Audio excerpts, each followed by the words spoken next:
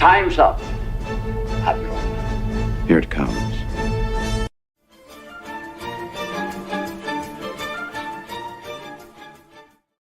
That just puts a smile on my face. Smile on my face. I like it.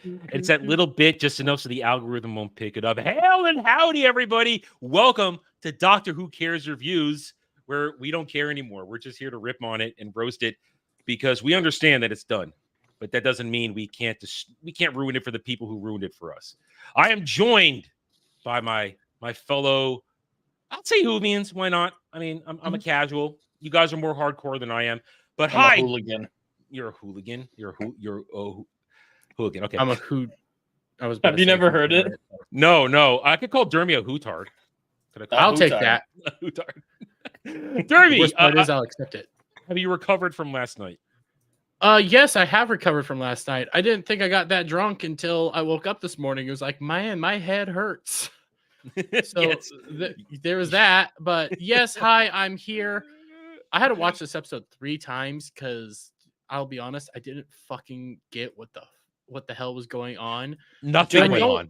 Nothing was. Nothing went There on. was no puzzle to solve. This isn't an Inception Christopher Nolan situation where there's more and more layers to be peeled back. It's not an onion. It is not. It is just crap. Yeah. It doesn't mean anything. There is no solution to find, and that's on purpose. Yeah, we'll get to it. Yeah. And I'm not talking about that, but it's like, the first time I watched it, was like, no, it could not have been like absolutely nothing. You thought you missed something. It's like you thought you missed something. I thought I missed something. That's why just... it's like second time. Did I miss something again? So I watched it a third time. No, I'm not missing anything. It's just garbage. See, last night, drunk Dermy kept telling me, you're going to have to watch it 3 times to get it. I'm going, no, I think I'll get it once. No, you have to. And I'm thinking, why is he saying this? And now I understand. You were searching for meaning, and there was no meaning. Yeah. There's not even a moral in this at all, but we'll get to it. Jed, we just hung out, so you're fine. You've probably eaten something, so you're like me. You're ready to go. But how you doing otherwise, Jed? Doing okay? I'm glad we're going to be talking about bad Doctor Who, so we can agree versus talking about Tartakovsky Clone Wars. So that'll be an improvement. Why do you always got to just get one more stab at me? Tartakovsky's Clone Wars was good. Even I can admit that. And Jed didn't like it. Jed didn't like it. Not at all. Wait, what? He didn't like it. There's no substance to it. It means nothing. It says nothing. A different stream. It's not good. I don't want Jed to cause me any more pain than he already has. All right. We're here to talk Doctor Who 73 yards. Hail and howdy to everybody across all our chats. We're happy to have you here. We hope you enjoyed the show. Hit that like button, subscribe. And I want to say a thank you, Pot Smoking Vegetarian. I'm proud of the thumbnail. I'm proud of the intro. It was a collaborative effort. I made sure everybody got the representation they wanted. And it's fun. Mm-hmm. It's got that charm that Doctor Who used to have. Anyway, all right. 73 yards, episode 4 of Disney Doctor Who. 5 if you count the Christmas special, which we do or don't, doesn't matter. I watched it this morning, and both of you had watched it before me.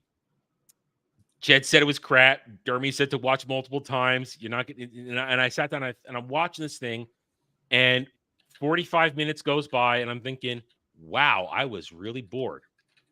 And the entire idea of Russell T. Davies trying to insert a crazy mystery when there is no mystery and there is no meaning. Mm-hmm. And as we go through this, there's going to be inconsistencies, illogical inconsistencies, which screw up their own timeline.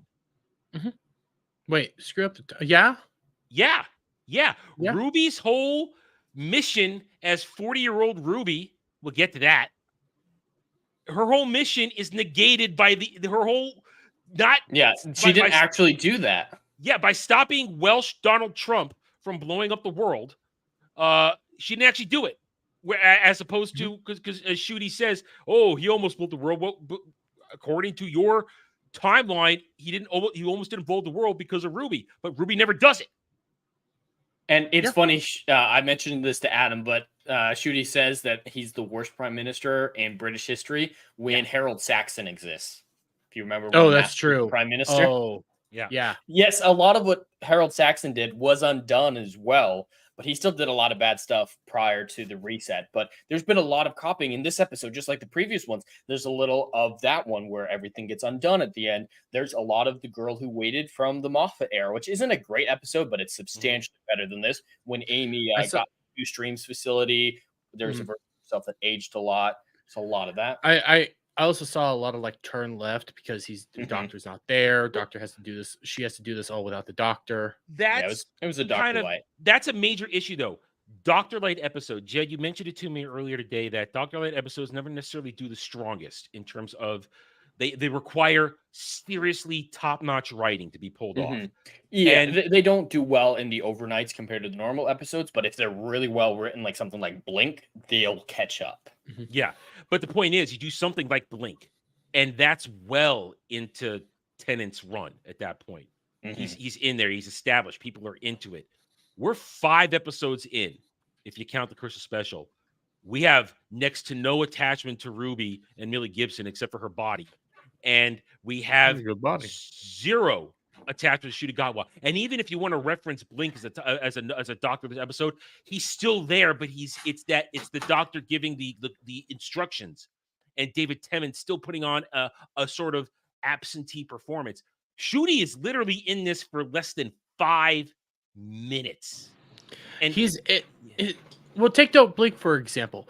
The doctor participated by time traveling. He just wasn't there. He had a way to communicate with everybody without being there. That was really cool and really unique. We don't have that here. There's no gimmick. The gimmick, and we're going to spoil it now because it's the only way we can logically talk about this. The gimmick is because what happens, just for those who didn't watch it, what happens is as they exit the TARDIS, once again, we have the doctor, Shooty Gatwa, wandering out of the TARDIS, not even scanning for anything, not even taking a lay of the land. I'm going to wander and prance out in his Jacques Cousteau outfit for some goddamn reason. Changes his outfit again. And he steps on some woven circle. A fairy circle. And breaks it and triggers a supernatural thing. And then Ruby reads these notes in there, and it triggers the doctor to disappear for some reason that is never explained. No, never. It's one thing to give us enough hints to get some headcanon and get theories going as to why things happen, and we try to figure it out if you give us enough to play with. Nope, never explained why the doctor is gone. And then in the distance, there's this old woman who keeps doing the same gesture and motion over and over again. She's exactly 73 yards away from Ruby, never more, never less. And every time somebody tries to interact with her on Ruby's behalf, they get instantly aggro to Ruby and hate her forever for reasons that are unexplained. Well, it's not even, it's scared. They get scared of Ruby. They don't want to be around Ruby. Something freaks them out, so they run away. Yeah. They run away. And then the one time, Jed, you pointed us out, the one time that we do get somebody to talk about it again,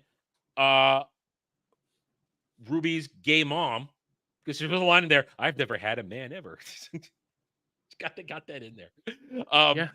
She talks to her and doesn't tell her why she hates her. Yeah, she should not have spoke to her on the phone. That broke the whole thing.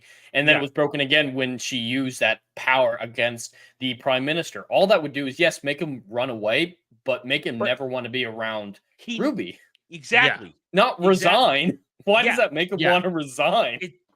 That's the illogical inconsistency of the mysteries put into play here. So you have that. I feel like this is RTD2 trying to be Moffat at his height.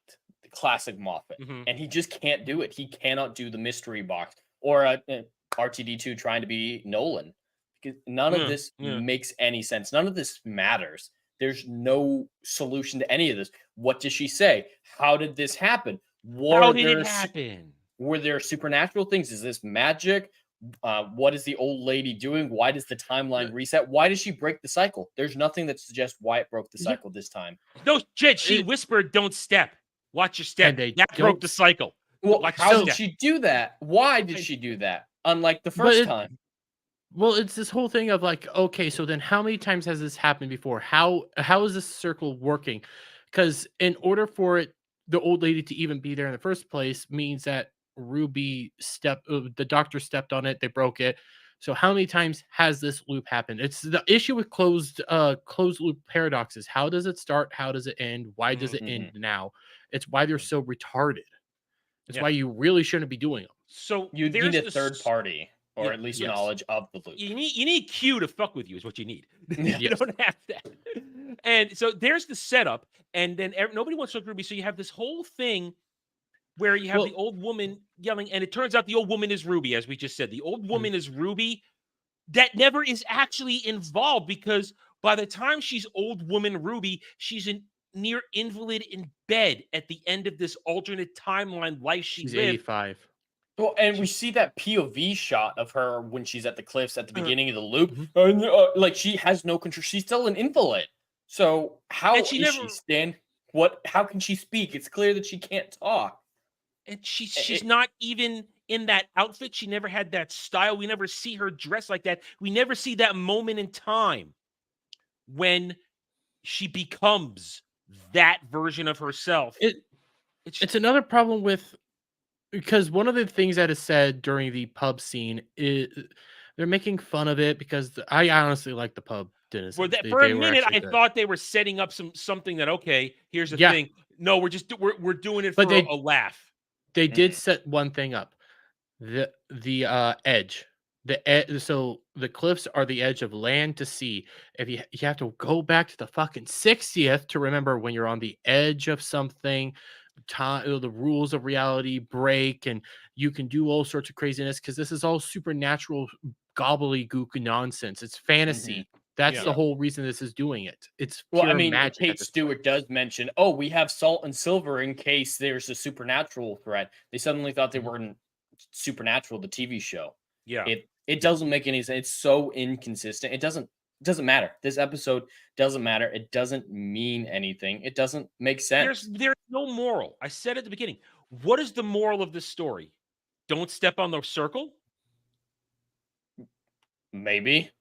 The moral of the story is if you're a Trump-esque style candidate Welsh. who I guess grapes a girl, which Oh, I yeah. don't know if he does He or definitely- doesn't. I think he did, yeah. Oh, he did. I Yeah. lean that he did, but they left it They so can't up do in it the air that's like, explicitly. yeah, they left it so up in the air that you could be like, he hit her, he did something. I don't know. Yeah. I can lean on he probably did violate her, but Yeah. okay, so he violates her and then you save her somehow, but then undo it so he's still gonna violate her. Yeah, all right, you got to Ruby's very lucky that he never went after her. Was she too Well, old she- by that point? I don't know. Probably. There's She was ageism 40. going on there. Listen, She you puts got on glasses. we got to explain this to you guys. Didn't watch it.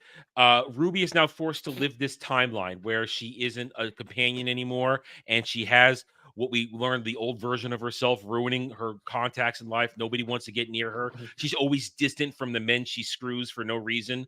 And she just is a dick to one of them. Yeah, at the end there, He's yeah. talking to her. She's like, hey, you're just always distant, even in bed. You're never actually there. And then she decides to break up with him by saying, oh, that was actually your fault. You're just Yeah. terrible in bed. It's like, I don't Yeah, want so- sex talk like this in Doctor Who. Ruby's a bitch. We're getting Uber some bad. bitch. Well, We're getting some bad I don't- character development for Ruby. She's a bad person. I'm trying to figure out that first date. That was the cop from the Christmas special, right? It might have been. I think don't it was know. the cop. I don't. I'm I not. can't I'm not remember keeping that much track of it. crap. I'm not keeping track. I hate that I of can these. remember faces. I hate it because then you have both old Bints there. You have the old Bint that's been in every episode. Then you have the old Bint from the Christmas special that's like, oh well, I know what's going on this whole time. I'm gonna. Haven't you ever seen a TARDIS before? Then who's who? Are they the same person? Are they different people? What the fuck's going on? I know it. And then and the have you seen a TARDIS for chick? Then runs away before anything happens. She quickly goes down the stairs. It's got nothing to do with me. I know. Yeah. It's just Which it's she was the smart one. And they really thought they were being clever with this episode, but it actually means nothing. It's just No. act like something's profound and it becomes profound is their logic. But the That's- smartest thing they tried to do was the 73 yards. You guys got the reference, right? It's 6.66. They said 6.7, but because that's how you fuck. round up 66666. So that's Oh. there's no explainable reason whatsoever. But yeah, in the Kate Stewart conversation, they mentioned that it was 6.67 away. And Yeah. it's just, oh wow, you thought you did something smart there, but turns out this lady's not evil. There's nothing evil about what's going on. It's just future her staring at her for some reason. And So trying to send her a message through gesturing. But then, I what is she saying to everybody that approaches them? We don't Why is this know. happening? I mean, Why what is do it that the moment she said, old Bent, who's also ambulance Bent, who was also on the ship that making babies and selling tea in the 60s, why is it that she walked up to her and then screamed and ran away? Why is it that the white dude walks up to her, screams and runs away and refuses to come back to the pub? Why is it that her mom hates her now? Why is it that Katie, whatever the fuck her name, doesn't want to disengages because, well, we can't be a part of this? And why does the prime minister quit being a prime minister? There None are of no it makes answers. sense. Derby, But there's then- no answer. There is no But answer. then here's a point, and this is why I watched it multiple times, because my brain was like, yeah, I was searching you for were meaning, but at searching the for same an answer time, that wasn't there. yeah, I was searching for an answer that wasn't there, but at the same time, I started seeing contradictions. Ruby took the train back to her home, and when she looked out the window, you were seeing old Ruby over and over and over again. Whenever there was like a clean spot, she was there. But then when she's talking to Katie or whatever the fuck her name is, she's like, well, I didn't want to go on a boat and I didn't want to fly because I feel like if I'm not connected to her anymore, I'm going to die. But they you weren't also connected to specifically her. mentioned a train. She did say train as well, and she said, "I don't want to get on a train, a boat, or a plane in case I get cut off and one of us dies." Yeah. She's already done that, and just like Yeah. you're saying, she's going to keep up. Like if you look at the window of an airplane, you might see her on the opposite. She'll wing be if it's far she'll enough. be a goblin. She'll be a gremlin on the airplane. But here's the thing, though. They had moments where we've already pointed out one of them when she first goes to the pub in the beginning, and the Welshies are making fun of her or teasing her. You think for a second they're setting something up, and Yeah, there's something there. here comes the thing. Now it's going to be a run and gun episode where Ruby's going to be dodging a maniac and have to do this without the doctor. Mhm. Okay, but no, it's a joke. And then later, when Kate comes in and brings in Unit, oh, a perception filter. Oh, are we dealing with something Time Lordy? Okay, wait a minute. There might be a thing here. Nope, sorry. We're just gonna walk away from that because now everybody hates Ruby again and runs away. There's also a bad, like, all the setup. Everyone's evil in this episode. There's not one Yes. good person in this episode. All Even the Ruby. setup, Even Ruby. Ruby really fucks up, but all the setup is what was the enjoyable parts. Like the pub, I liked the denizens at the pub. I thought they were funny. I liked them making fun of Ruby and calling her retarded and also racist. That was funny. For a Okay. second, again in the pub, for a second I'm thinking, okay, here's something clever. They're saying a phone, because we don't know what time it is. We don't know the year when they popped out. Usually, the doctor's already told his companion what year they dropped in. They're very lucky they decided to go to Wales countryside in her exact time. Yeah. She's very lucky this all happened exactly in her time for no Wait, reason. why did they go to her exact time if they're traveling all No, around? no, Why? they didn't explain it. They didn't say it. Last time they were at least looking for a beach last week. At least we know they were looking for a beach last week. But now it's just, oh, we're here. And for some reason, Shooty Got was dressed like Jacques Cousteau. He's ready to go look for the fishies. But they're, for some reason, 24. It's like you said, Jed, they're very lucky they're in 2024. They didn't make any sort of case because she whips out her phone. Can I pay with my phone? For a second, I thought, oh, they don't know what this is. Oh, she's going to be fucked. She's going to have a problem. She's going to find a way out. And there's, oh, no. Yeah, of course you can pay your phone. What do you think we are? In the dark age? But then for a minute, I thought, this is me being more clever than Russell T. Davies. I thought, wait a minute. Maybe this is a reality adapting to what she needs to confuse her and trap her further. No, she's just in 2024. There's nothing clever here. There's nothing clever. And like, there's aspects that are like, okay, this is cool. And then they just piss it all away. Hell, even I thought the prime minister bit was the worst part because ultimately nonsense. Because That's just it's more Orange Man bad, dude. It's all it is. Yeah, it's all Orange Man bad because even the prime minister's whole policies. What was the policy that made him bad? Nuke the world. Fire a nuke. Why did he want to fire a nuke? Because he wanted to make Britain great. Because they can. Because they shore can. up the borders, and it's like, well, this doesn't make Can sense. they? But Can okay. Russell T Davies be any more blatant? Yeah. Then I would say everything up to that moment, the prime minister stuff, I was like, okay, there's something here. Then you get the prime minister, it's like, oh god damn it, why are we doing this? Why do you think that this is the key to get you back to your home world? Why do you think this is what you're supposed to do? And then all the cool stuff ultimately is pointless. The biggest problem is this episode is pointless. And There's nothing there. You can poke the holes all you want, and then it's like, oh, we're just gonna piss it away. I know they did mention like, hey, there's 2 timelines going on at this point in time because that's okay. unit Let's said, talk about but timelines. then it's like, but I want to bring something up, and I know you guys are gonna. We've sort of an answer for this. This is taking place in 2024. Mhm. Unit is there. Where's Tenet 14? He's there, retired. but He's he's retired. there. wait, but I He's thought retired. But Dermy, wait. But they ask her. Kate Lethbridge Stewart says, "Oh, we haven't been in contact with the doctor, and we're hanging on by the skin of our teeth, and things go wrong."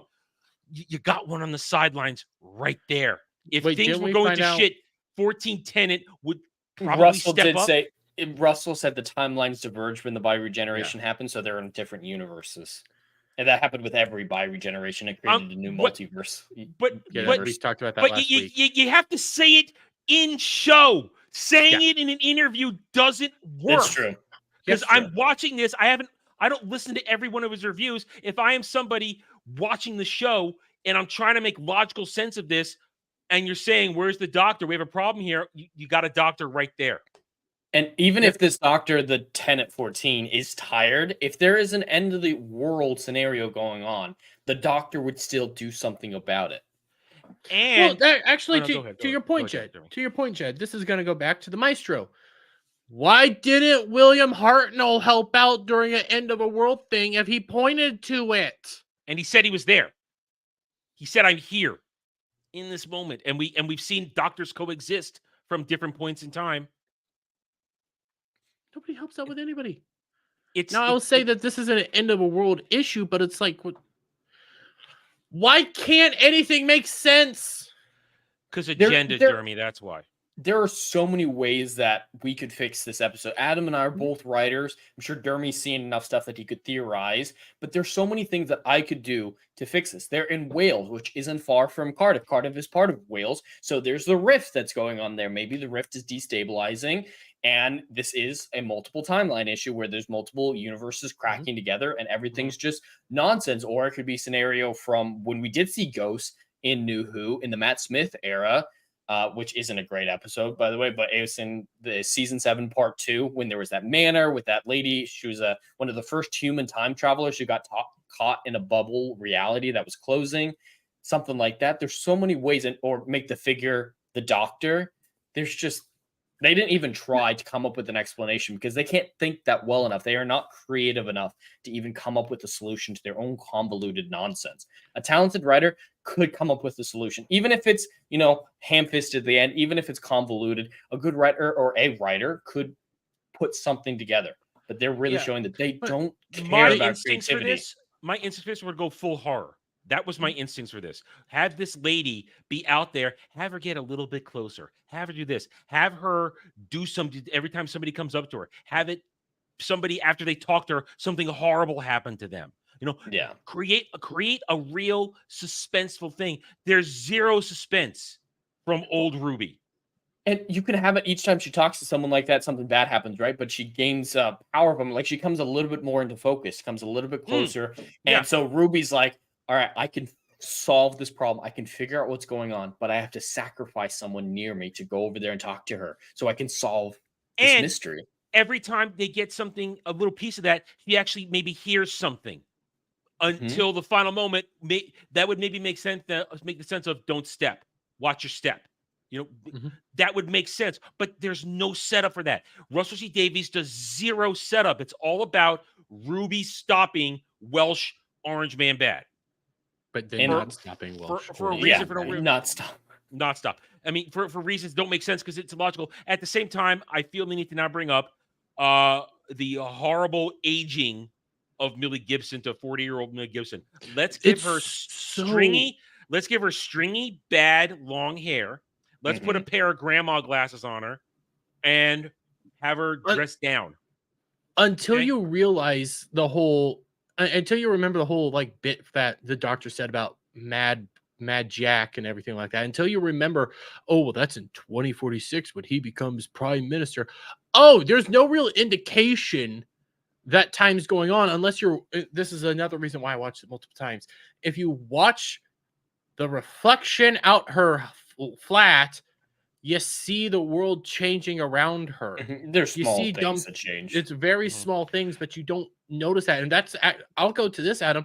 That is a downside to her like aging thing. Like, unless you're noticing these small little things, you're not going to know that they jumped. No, they have to show you birthday card, age 25, birthday card, age 30, birthday card, age 40. They didn't even upgrade technology or the world. The world looked the same 40 years later. They did, but they don't show it to you. Yeah, there's not anything meaningful that changes. Like, she has the same phone. That is still a iPhone from the current era that she uses to measure distance. Go ahead, Jeremy. That goes to Jed's point. Jack, or whatever the fuck his name was, he specifically says, this is my name's app because it means son of. It's not like those apps on the old phones, but we still have the same phones. It's just nuts. And the people that are working for him, it's fucking bananas. They're like, oh my God, she's standing on the grass. Let's point automatic weapons at her. Let's break out guns. She's a part of his staff, has been a part of his staff for years at this point.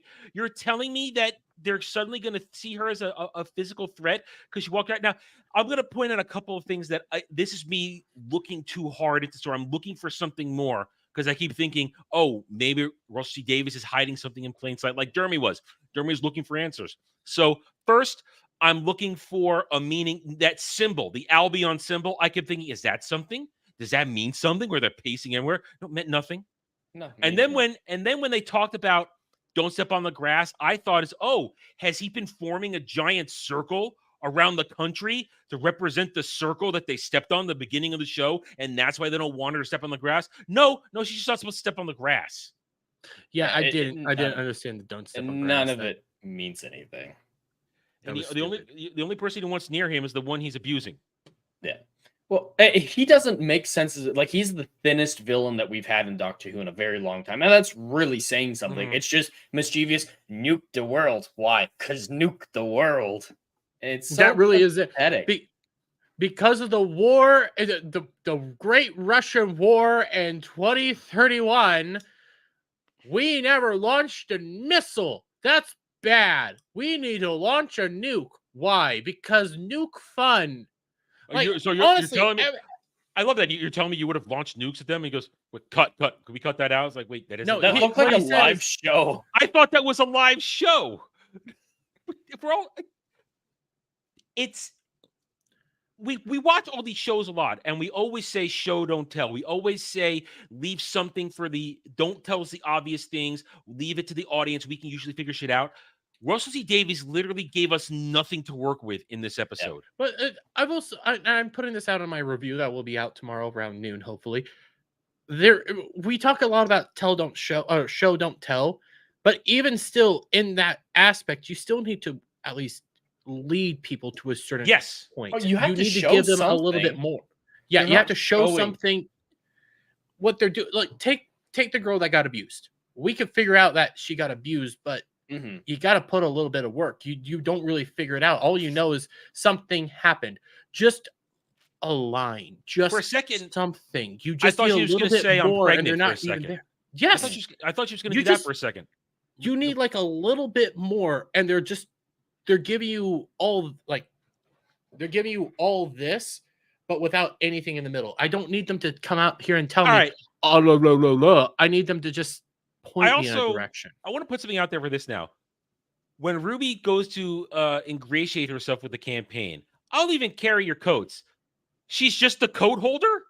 Yeah. And she gets all this intimate access. Like, she's almost inner circle, like one of the 10 people part of his entourage. She's somebody who's there. He even walks up to her and will talk to her, which means he feels comfortable around her, not threatened.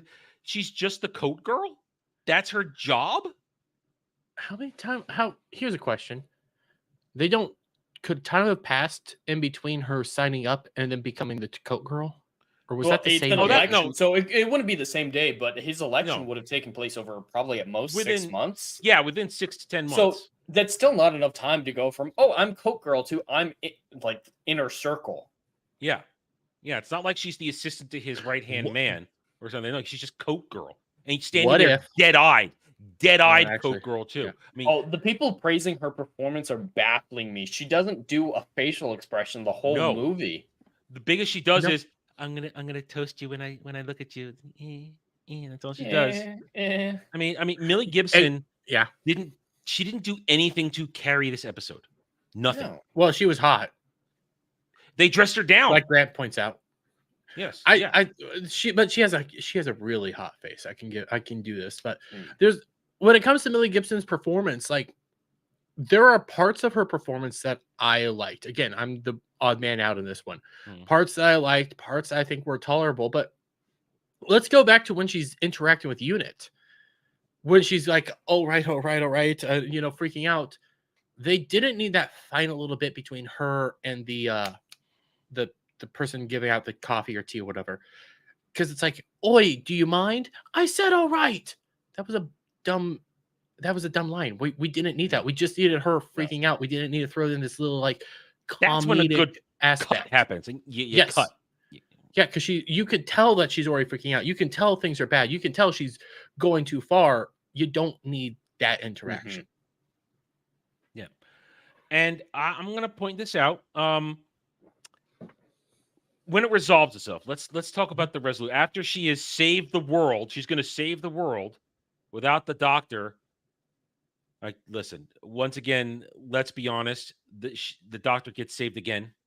Yep. This is now 4 episodes in a row. We don't even know what happened to him. He gets saved again.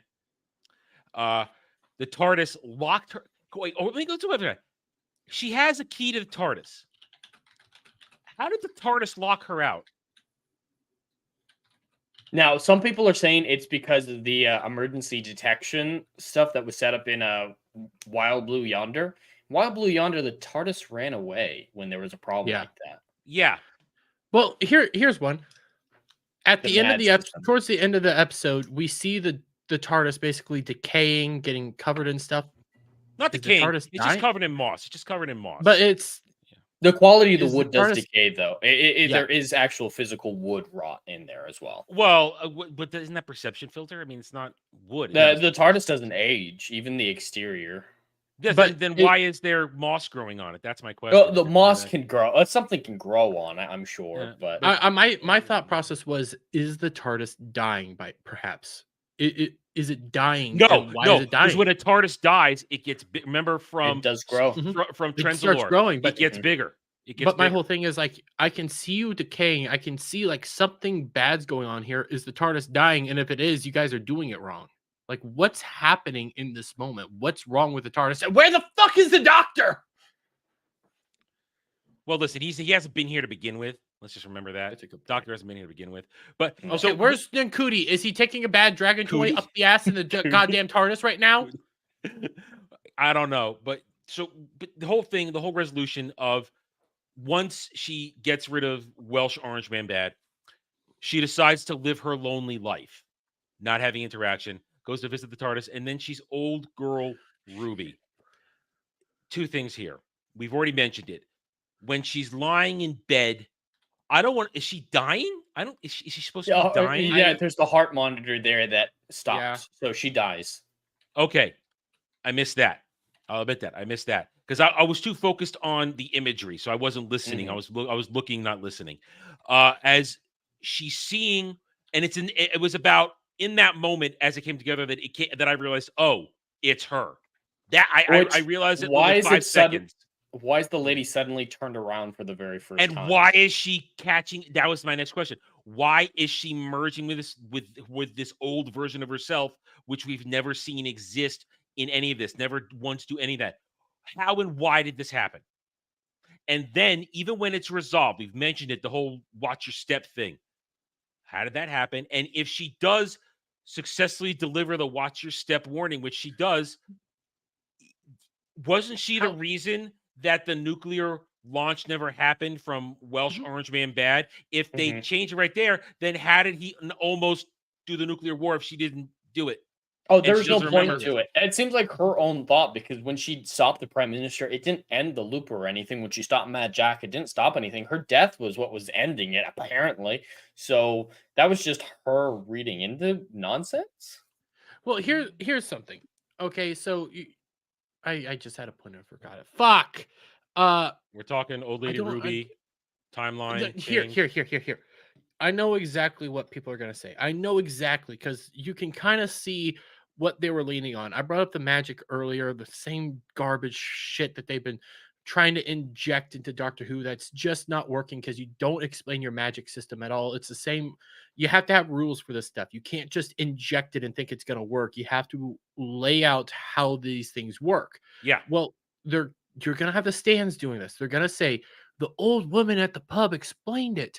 They're at the edge of the land and the sea, so the reality gobbledygook stuff. They've already injected magic, so Oh, it's just man. gonna be magic. All right, But Jeremy, that doesn't work. you just Especially because triggered. she's making shit up. But to here's the mess thing. with her. Here's the thing. Edge of Land and Sea. I just came up with a whole way it would have been perfect if, and this is me thinking outside the box trying to fix this. If it's the edge between those 2 points, if she started at one point and went around the whole way, then she would have met herself. That would have made sense. At one point, it's a beginning and an end point. You understand what I'm saying? If she started Mhm. one point and the edge of one is the end of the other, if that's making sense, then if she had gone around in a circle, it would make sense. But she never does that. She's Wait, in. You understand what I'm Grant saying? Grant just brought something up, but that it is gonna be magic. That's gonna be the explanation. But Grant brought something up. We're missing something. What? The breaking of the circle means nothing. Remember, they said it was nothing in the pub. There was no real Mad Jack, but the Mad Jack. Fuck this The- whole thing! And the Yeah. people in the pub were making up everything just to mess Yeah. with her. So we can't take anything they said as fact. Then- We can't take But anything. but that then they they said use- as but because he didn't break the circle, the loop didn't happen, or the time jump, it didn't happen. Yeah, This is nonsense. This is Russell T Davies trying to create a mystery and solve a mystery that doesn't exist Mhm. without actually giving you clues or reasons. It's ridiculous. Yeah, and they put up another interesting point in the chat. Kate has a history of taking the TARDIS. Like in the beginning of the 50th anniversary, she took the TARDIS to Trafalgar Square. If she knew the Doctor was missing, she would snatch the TARDIS off. They would have and picked try that to- shit up. You're absolutely right. And as we saw in Turn Left, Unit is willing to try to crack it open and do stuff with it. They can get the key from what's her bucket, Ruby, and then just like in Turn Left, use the technology of the TARDIS. But yeah, I might be Yeah. wrong on this one, but and correct me because I don't know. Does the key work no matter what?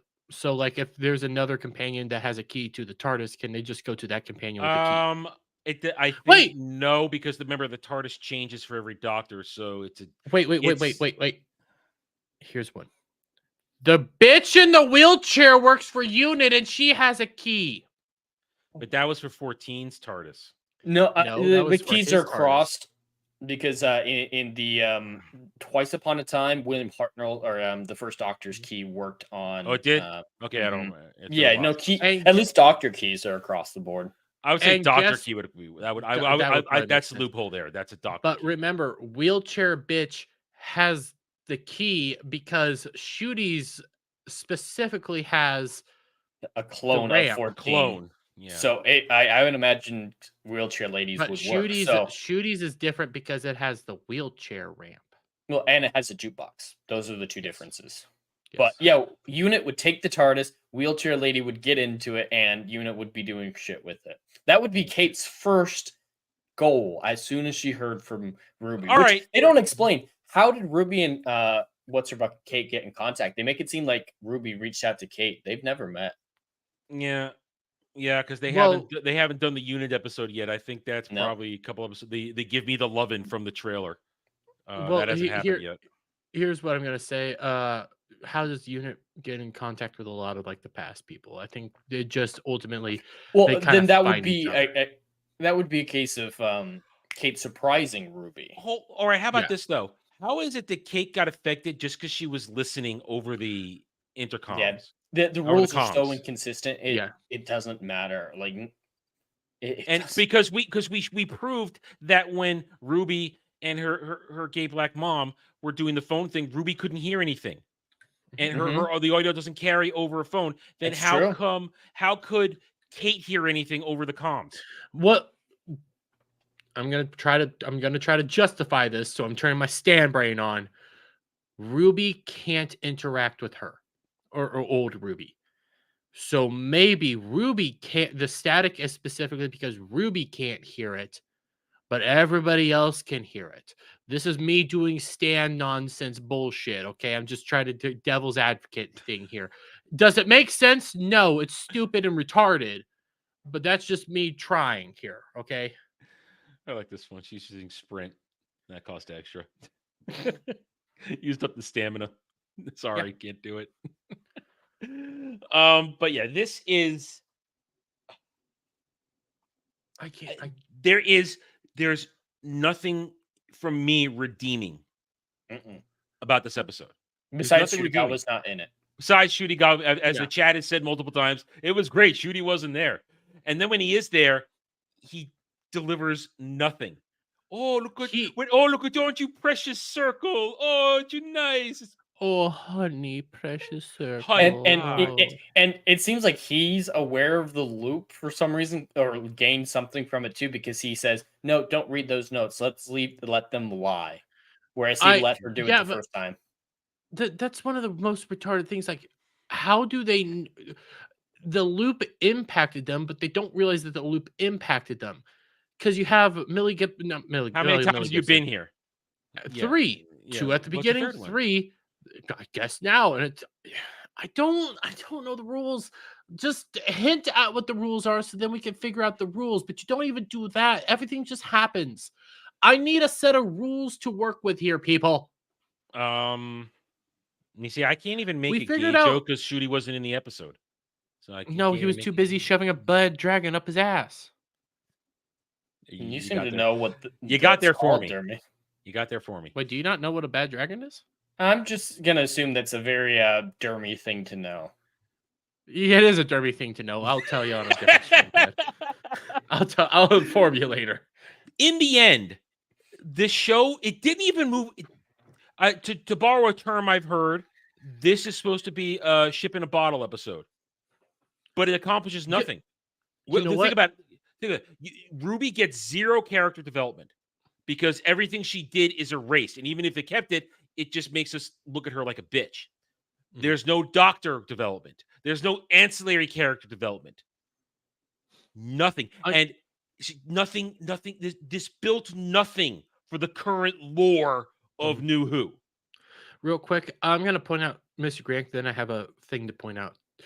This episode was made purely so that we know her neighbor isn't Ruby or she isn't Susan, nothing more. I could agree with that because the neighbor comes back and for a little bit, and they're trying to now say that this is a different person than the ambulance chick and all that nonsense that's been in every episode since. But here's the thing, and this is I'm just gonna lay this out here.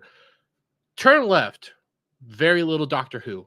That gave you development for Donna and to figure out who Donna is as a person.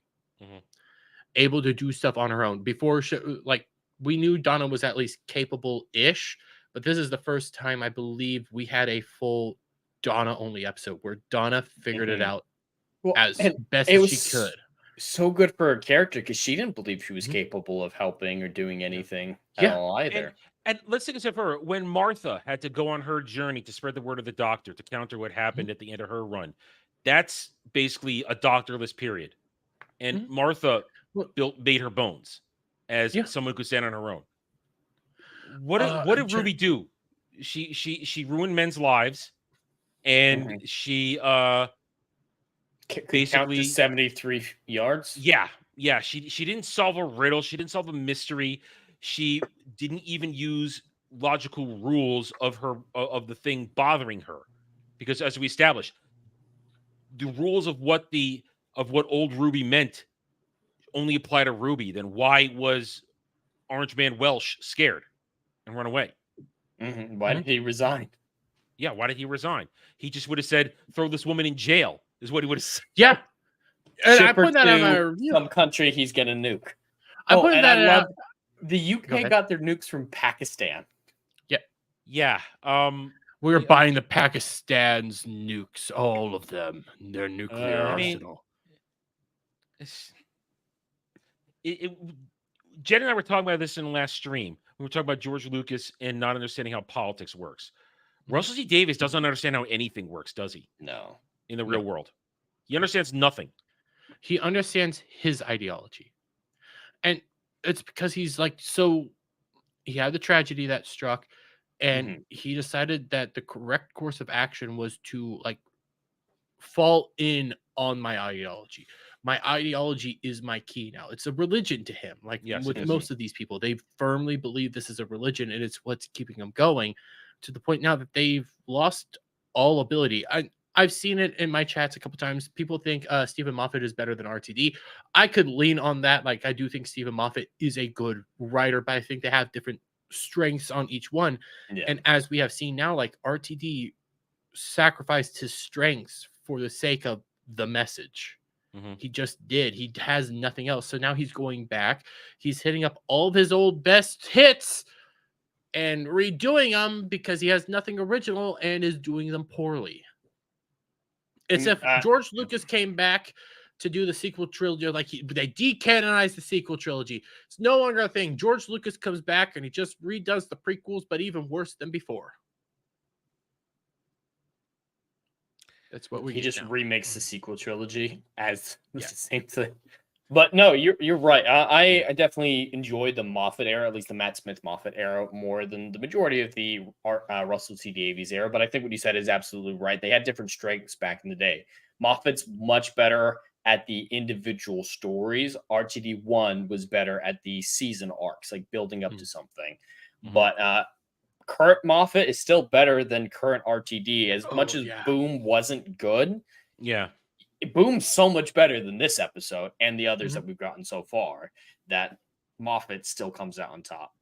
But it's just this, I can't get past how empty this episode was.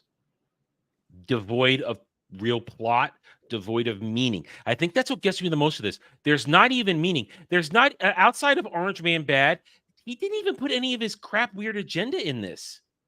No. It just rolls along from one thing to the other, being boring. The old Benton that was obviously knowledgeable in the pub said that it's racist to think that the Welsh are all druids, and it's like, yeah, it probably is kind of racist to do that. It probably is, and I don't have a problem with this line of dialogue. It's a dumb line of dialogue, but it's not that big of a deal.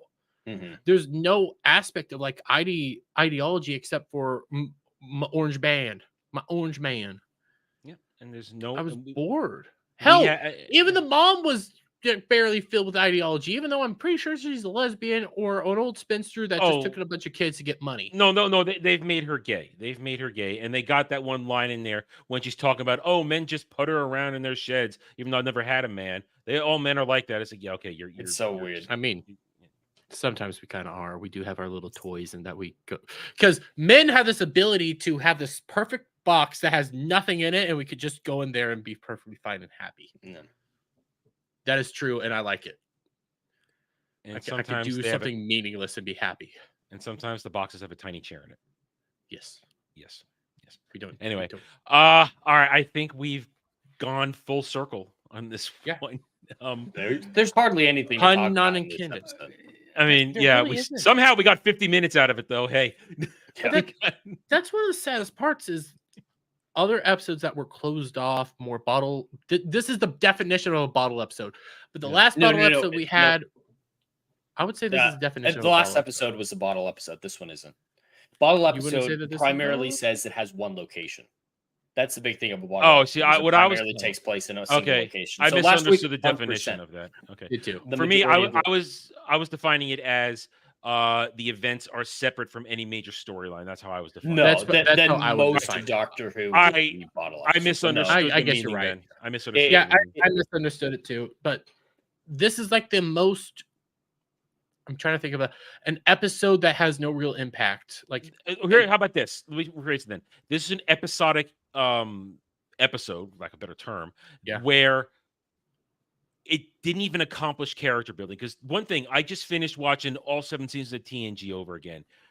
TNG is 95% episodic. There's very little, even though events carry over and are influenced, most episodes are self-contained. Which isn't always a bad thing. No, it's not a bad thing at all. Show. But thing is, when you had to take an example of a good self-contained episode, characters still grow, relationships still grow, events occur that change, maybe not the overall show, but at least lend to something further down the road in terms of yes, this happened here to me, and now I'm influenced by that. But it's that kind of storytelling. This did nothing for these characters. I would say this is the definition of a self-contained episode that has no impact, period. Whereas a good self-contained episode, you're right. Like a character will grow maybe a little bit. Like you'll get a little bit of a level up. You might get some development here or there, but for the most part, it's not going to be a drastic change. It's going to be a very subtle change, something that just changes them a little bit, kind of like Midnight, for example. Doctor changes just a little bit after doing that. That is a perfect bottle episode example. I love Midnight. A beautiful episode. But then you get to this episode where nothing happens, no development, no change, no way to do anything. Hell, the loop basically doesn't make any sense. There's no point. You can watch it and then not care anymore. Not to mention, we don't know if she actually saved the world. Oh. She didn't! Because he said it almost happened. So, and if it's still it was already going to go that way. Yeah, so he wasn't going to fire even in the original timeline. Or something happened to keep him from firing in the original timeline. We don't know. So Maddie. It's just Maddie happened. Maddie? Isn't that the name of the girl? No, what? What? Yeah, the name of the girl that he graped. Oh, great. Oh, you're saying that? I thought you said Matty. That's my dumb joke. Like that's gonna be the justification. Maddie. No. I thought you were saying Maddie, like you were misunderstanding mutually assured destruction. Like, okay, is he doing a dermy? Am I gonna have to rip on him for this? No, okay. You're just saying the girl. Okay. Yeah, the girl. Right. She finally Me Too's him because apparently the universe doesn't have Me Too anymore. All right. This thing is empty.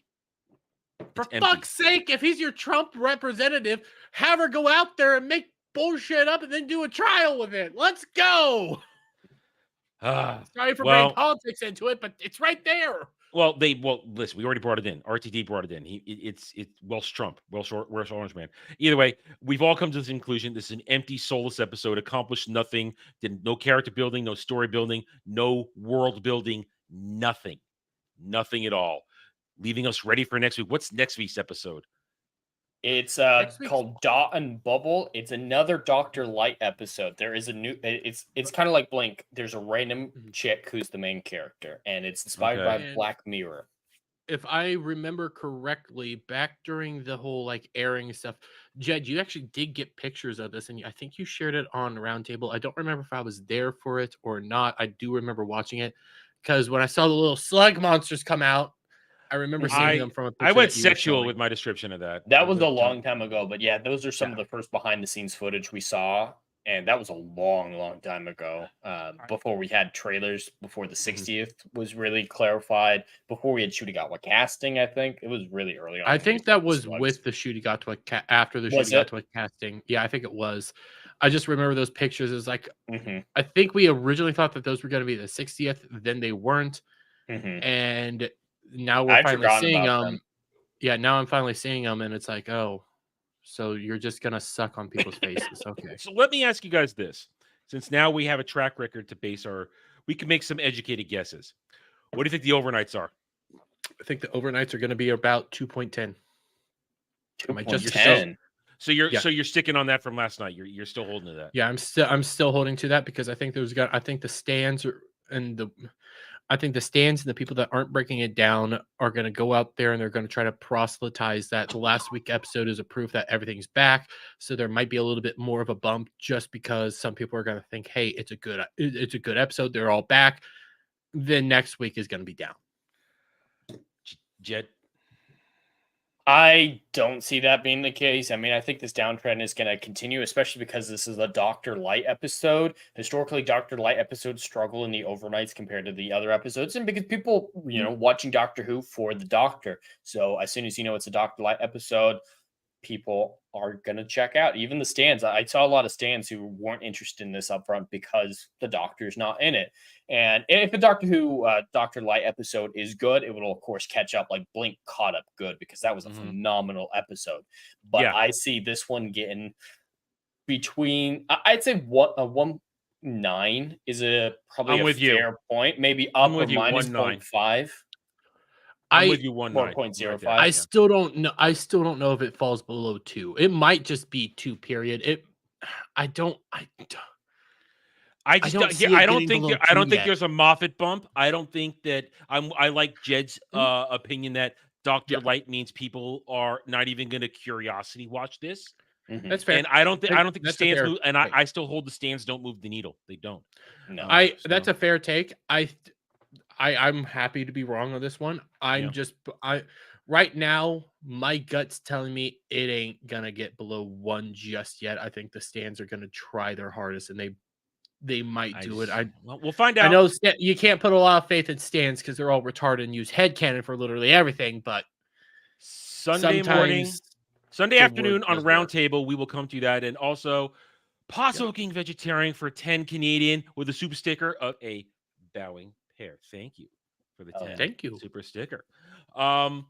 So yeah, I'm with you, Jed. 1.9. We'll find out. We will find out Sunday. We'll bring it to you. And so closing thoughts, Jeremy. Pointless. That's the ultimate thing. This episode was pointless. It's boring. It's pointless. All the good things that I did like about it in the end was made pointless. I don't have a point. Nothing mattered. Nothing ever matters. Nothing really matters to me, Jed. Well, nothing that we haven't already said. The one thing I did want to tell everyone is Rachel and I, we actually made this episode into a drinking game last night. We did shots whenever it snowed, whenever something gay happened, whenever an unexplained plot savior event happened. What got you. That's what got you. I bet. What got you. And we had a couple other little ones, but those were the ones that really kicked us in the ass. So we had probably in the end 10 shots. So we put away some. She only shoots fireballs, so that's what we're having is fireball. That's even worse. I like that old Ruby said it never snowed again.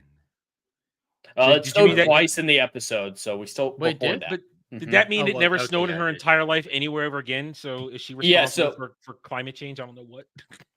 Yeah, I noticed, like you were saying, like all the Christmas shots, it wasn't snowing in those shots from her apartment. I was wondering what that was. So yeah, it turns out because the old Ruby's there, it never snowed again. It doesn't make sense. So it hurts the brain. Well, again, I'm gonna do devil's advocate. It didn't snow again because she wasn't traveling around with a doctor trying to actually find her mom. But it's just saying the world stopped. That's what I mean. I'm taking that. Okay, it never snowed in London again or Manchester, where the hell she was living. That's a good point. I don't know what she means by that. I took it as like her psychic snow, but you guys could also be right. We don't know. It's writing shit. The Christmas scenes would have had snow if that's if we was just going for the psychic snow crap. Either way, I'm saying with you guys, empty, soulless, no meaning, no nothing, no growth. And next week, I think next week's going to be plain old stupid from what the preview showed us.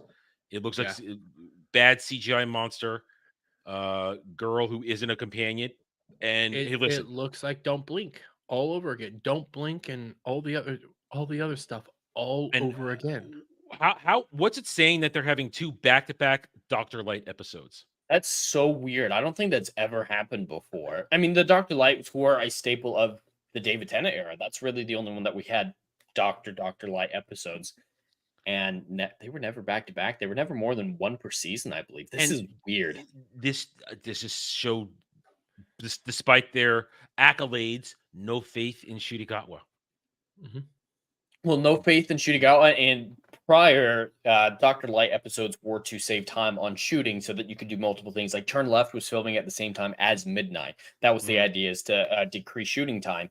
Well, for this one, there's only 8 total episodes.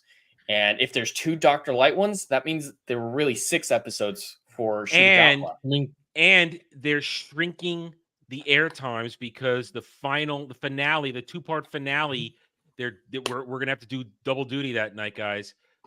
But they're also putting it in theaters in England. Why are they doing a double up front and double at the end? I think so. I think the double up front is. I think the double up front is a Disney thing. I do think the double up front is a Disney thing, but I'm willing to bet that the double at the end is they think everything has been so great, so grand. Everybody's going to want to go watch it in the theater. They can make some more money. And you might be right, Adam. It is a major Disney thing, and this is a major streaming thing as well. To the point that remember when Rings of Power is coming out, they put those episodes in the theater. First 3, when just had it. Ahsoka was coming out, but they put some of those episodes in the theater. And I think aren't they putting a few episodes out of Acolyte in the theater? They just premiered the first 4 episodes of Acolyte for the shills and the stands, the loyal few who have been I could be getting this wrong, unless it was just a trailer that they put in the theater recently. No, they put a scene in the theater in front of the Phantom Menace re-release. They put a scene. Yeah, that's what I was thinking. But they did premiere the first 4 episodes for all the loyalists out there, the stands, the loyalist shills. Well, of course they did. Which I've been suffering for the past couple of days. Tried to get a few blocks. Got 1 block, but not a lot. Anyway, there you go.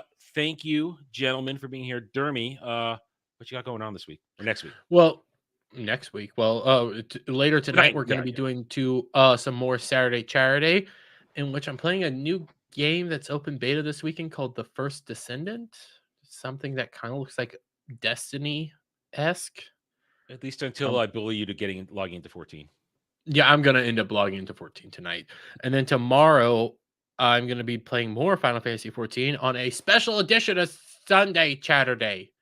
Can't call it Saturday Charity, but it's a special one where we'll just hang out, have fun, because I don't have work on Monday. Then let's see, next week, I don't think we have a guest yet for Ballbusters, so I might have to just pull out somebody from the hat, and unless I get a special response from an individual by Wednesday, then yeah, episodes and shows like that. So let's go. Okay, nothing too crazy. Jed, anything going on this week? Well, just regularly scheduled live streams. I'm sure Adam will talk about Drive-In in just a moment, but I was scrolling through Twitter and I just saw something that I didn't think about that I want to briefly talk about. Doctor just mentioned. This is the 3rd episode of the 4 in this season to start out with one of them walking out of the TARDIS, stepping on something and causing a major problem, because the butterfly. Wow. Yeah. The butterfly, right. the mine, and the circle.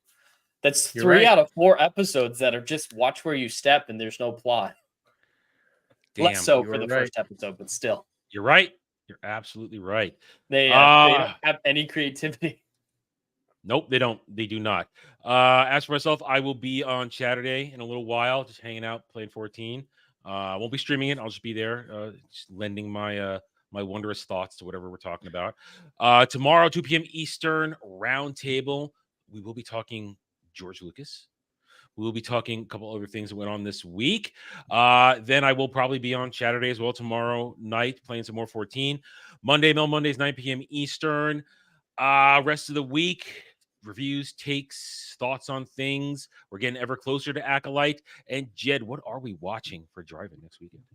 We are watching a drama that focuses on character development, phenomenal acting, and a great script. We will be watching, I believe it's 2014, the film about King George in the lead up to World War II and him overcoming his speech impediment. We will be watching The King's Speech. Hey, and Dermy, what are we doing on Thursday? Oh yeah, that's right. This for Thursday. We are going to be over at Anime Odyssey, and we're going to be talking and discussing Record of Ragnarok, which I'm willing to bet Adam is not going to like parts of it, mainly because of the fucking up of lore, but I think he's going to enjoy it because, my God, it's fun to watch people just beat the shit out of each other sometimes. All right, so we'll be doing that. Join everybody across all the streams. Link in the description below. We thank each and every one of you across the chats. We hope you guys had a good time. Hit the like button, subscribe to the channels, and we will see you guys next week for more of Doctor Who Cares reviews. Until then, guys, take it easy. Have a good night or day wherever you may be.